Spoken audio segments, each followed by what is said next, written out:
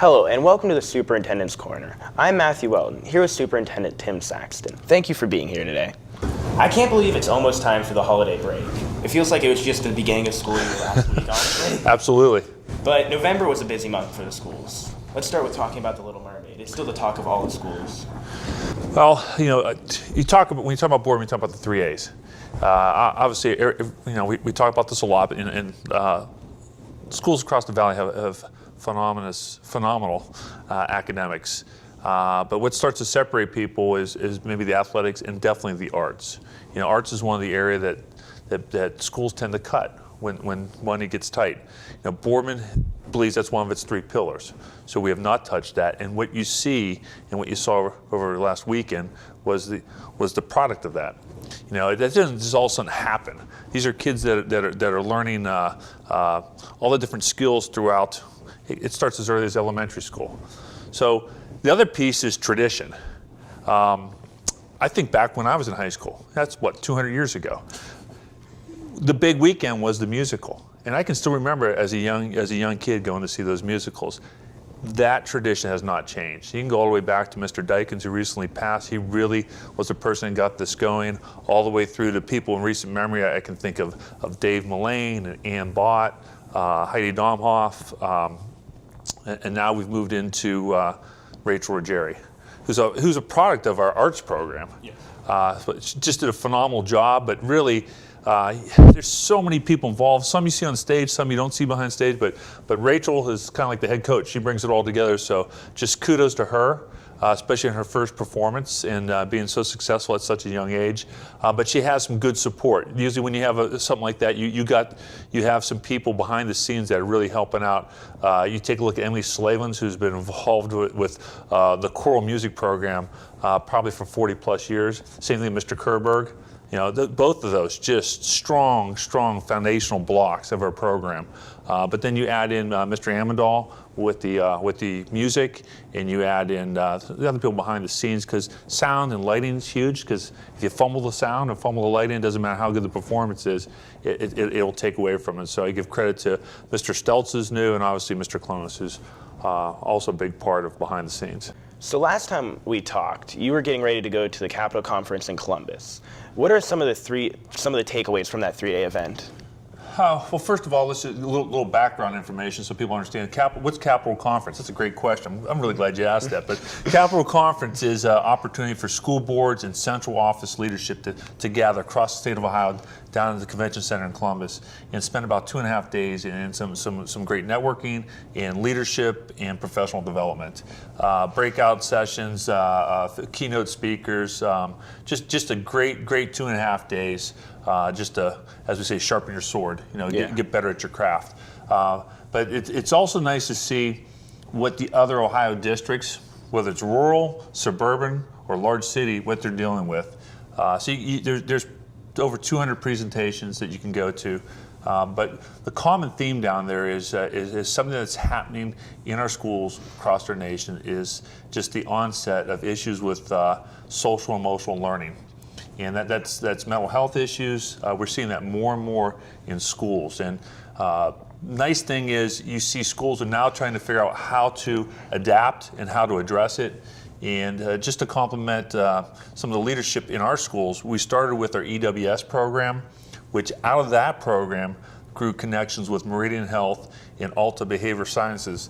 So we were able to provide services already and have partnerships with those 2 organizations in our schools. Yeah. So if we have a student or students that have needs, that's beyond an educator's help. We create these partnerships and follow that in. So to me, that was very reassuring that we're on top of that. And then the rest of the stuff, every district's dealing with school funding. That's always a hot topic. That's probably been a hot topic for 30 years. And obviously facilities, how to make sure your facilities are maintained, and I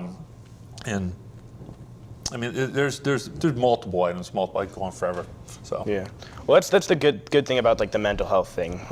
That's a big step forward from even when my parents went to school. Yeah, absolutely. We might not have known what it was called back then. Yeah. I mean, we've gotten so much smarter and wiser at identifying individual needs and addressing. Before they just said, they couldn't learn, or they were different. Yeah. And then we pushed them off to the side. We don't do that anymore. We take a look at every single kid, and I think that's the best thing about the transformation of education. Every single kid gets a chance, and we try to find a way to create a path for that kid to be successful. Yeah. At this month's school board meeting, boardmen recognized several local media members for their fair and accurate coverage of local schools. It is a statewide honor called the Ohio School Board Association Media Honor Roll. Can you tell us more about it? Yes. The Ohio School Board Association, OSBA, like I said, who put on Capitol Conference, that's our school board state organization. What they look for people out in the media that are on the cutting edge, that are very active, that are very supportive of schools, and that have helped schools get the message out. And so each year they ask us to nominate, and they take time to recognize those people in the media. I think across the state, in all the different markets, the big city markets, the suburban markets, they recognized about 100 people in the media. We had 3. So in Youngstown, it's not the biggest market. You think about Cleveland and Columbus and Cincinnati and those, even Toledo, those markets.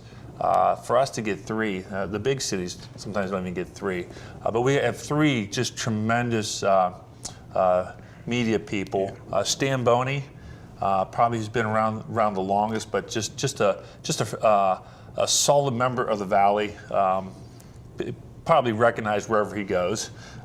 Very jealous of his hair, awesome hair.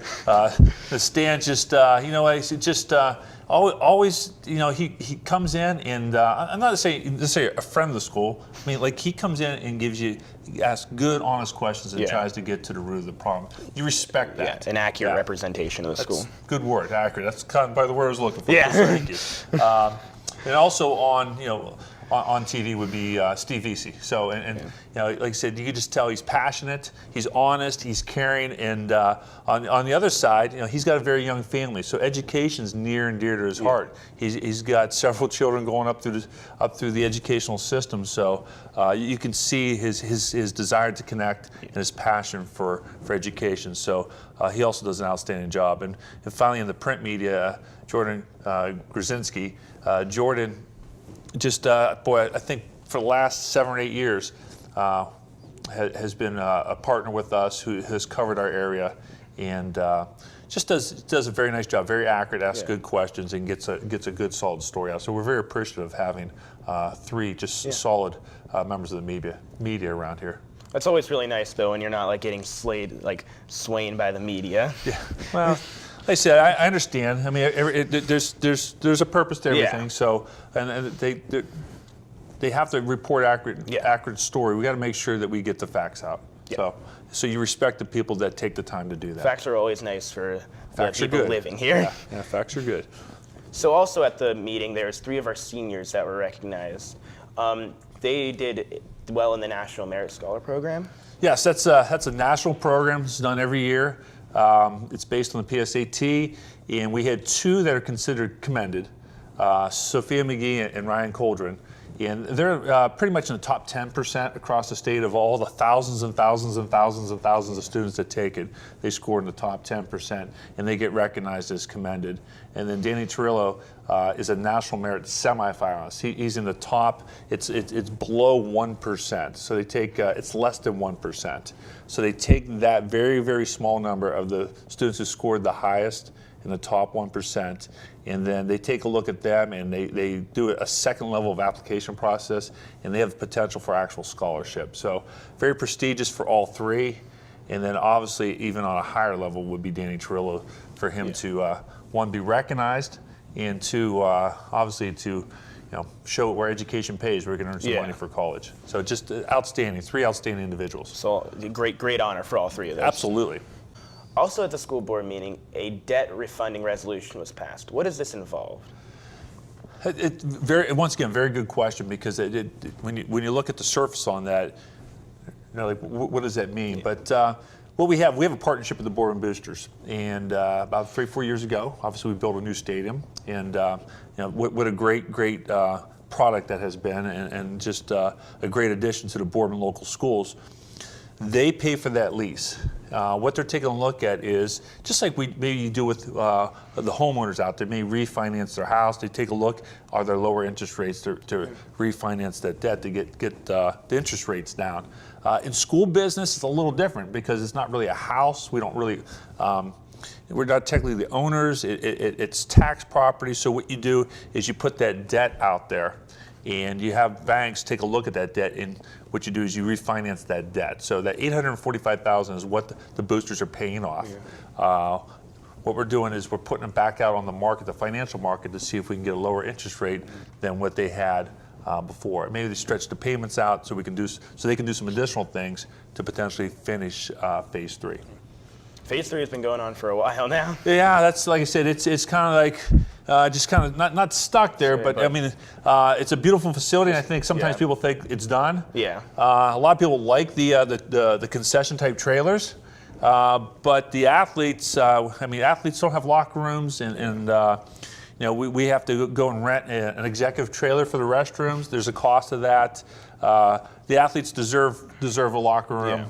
Our spectators deserve upgraded restrooms, and we can get a permanent concession stand in there, so we're not bringing trailers in and out. The funding's just about there, so like, a very creative way for the boosters to get this moving, to break ground, and finally get that done. So it's exciting. I really can't wait for Phase 3 to come, though, because I've seen like graphics of it, and it looks really nice. Oh yeah, just finally check that box and hit the punch list, say done. That will be nice. It'll be very nice for the Boardman community. And maybe we can host more playoff games then. No, keep trying. Yeah. Like I say, we're very fortunate to have one. We almost had a state semifinal if the right teams would have won. But that means the Ohio High School Athletic Association respects our facility, which is a good sign. So I understand that you just came back from a trip from Washington, D.C. for the National Blue Ribbon. Can you tell us more about that? Absolutely. I was just, we were in downtown Washington, D.C. I was with Principal Mike Zuccoli from Stadium Drive Elementary and teacher Lisa Cooper. As we mentioned on the show previously, Stadium Drive was nominated and received a National Blue Ribbon Award, which is one of only 300 public schools in Ohio, which is very, very prestigious. I'm sorry, one of only 16 schools in Ohio, one of only 300 public schools in the nation. Yeah. So, yeah, the prestige level just went up when I fixed that. Sorry. So being down there, what a great event. You know, we were talking about a little bit earlier, networking and at Capitol Conference. I make a joke, I was on the Capitol tour. I was in Capitol Conference in Columbus, then we were in the Capitol in D.C. Down there we had an opportunity to network with schools across the nation. And I go back to what I said with the Capitol Conference. I sat next to principals from Alaska and Hawaii and the Outer Banks. And you would think all those places, you know, people are people. They're dealing with the same challenges. Now, maybe their landscape and the environment's a little different, but the people part, it doesn't matter where you are in this country. They're dealing with the same issues. And I will tell you, mental health was one, school funding was one, taking a look at school report cards, that was a hot topic, you know, school report cards.